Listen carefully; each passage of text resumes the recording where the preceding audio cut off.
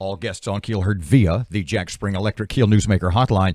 Mr. James Carter is an attorney with the Cochran Law Firm in Metairie, Louisiana. Mr. James, welcome back to Keel. Thanks for taking time for us, sir. All right, thank you. 4 Shreveport Police officers charged with, I think, the term negligent homicide. Explain to us what that is. As you know, I mean, first, second, third degree murder. What is negligent homicide in that scope? Negligent homicide is when an officer under these circumstances exhibits blatant disregard for human life and fail to act as a reasonable officer, grossly fail to act as a reasonable peace officer under the circumstances.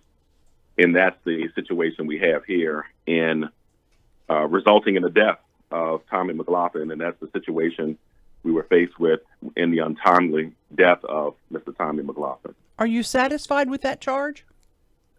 Yes, I am. Okay. And we are. And how quickly do you anticipate this will actually get to trial? We know the judicial process right now is moving at a snail's pace. What kind of timetable are you looking at? What are you telling the family?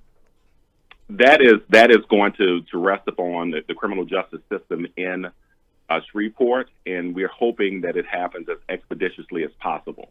Obviously, the family is exasperated, exuberated and exasperated at the same time. They are obviously pleased in terms of the charges. At the same time, they are wary relative to the issue of the loss of their loved one under such unjust circumstances. So it's really an ironic and sort of horrible position to be in.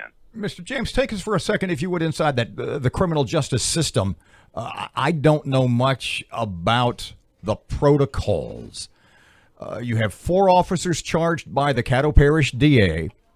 At some point, do you, as the attorney for the McGlothen family, in this case the family of the victim, do you ever talk to the Caddo DA? Do you talk to Mr. James Stewart? What is your role in this as they are criminally charged?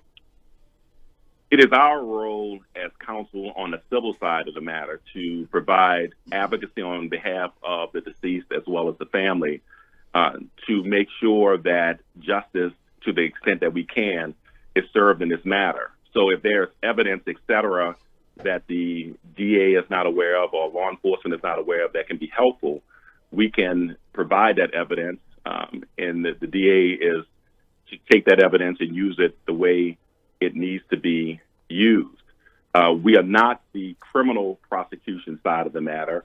My specific role and responsibility is for the civil litigation side of the matter, which is to come. When are you planning to file the civil lawsuit? Well, we are continuing to gather information, so the civil lawsuit will probably happen over the next month or so.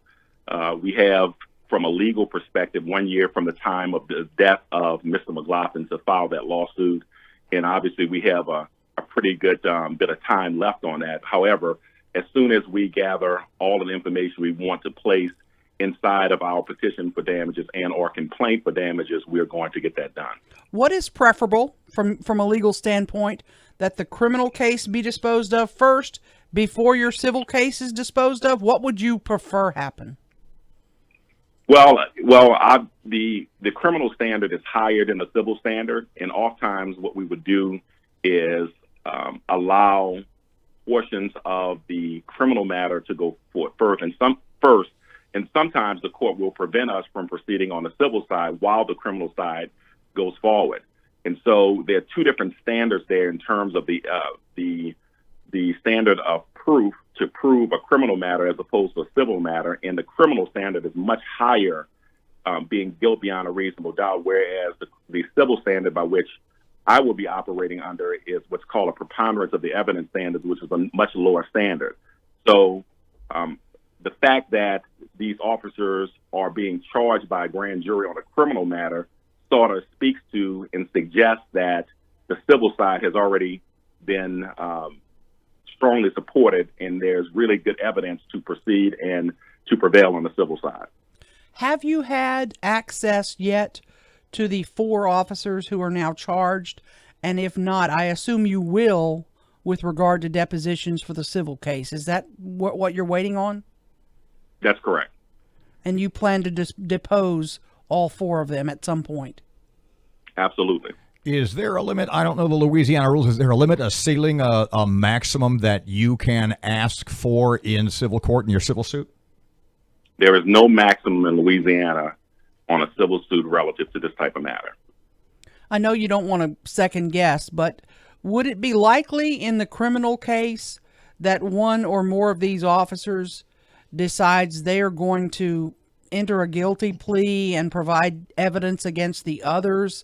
Would that surprise you?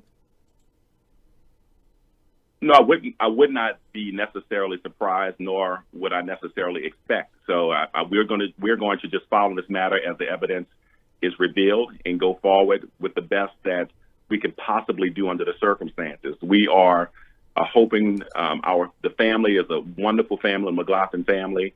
They are good, God-fearing people, and we're hoping for God's grace and mercy in the administration of justice for Mr. McGlothen.